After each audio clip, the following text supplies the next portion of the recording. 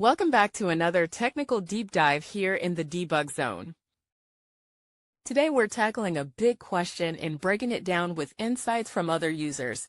Hopefully this clears up some misconceptions and helps you get the answer you need. So buckle up, stay a little curious, and let's jump right in.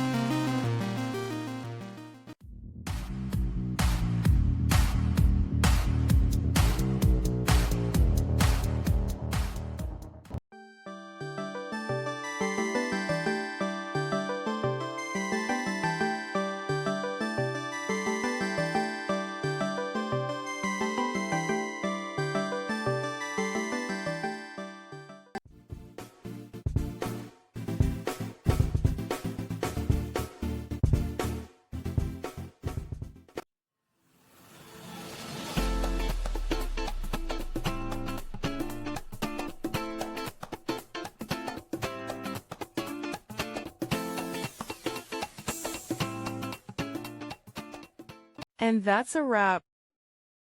I hope you found the answer you were looking for. If you did, take a second to hit that subscribe button. It really helps out. And let me know in the comments which solution worked best for you. See you next time in the debug zone.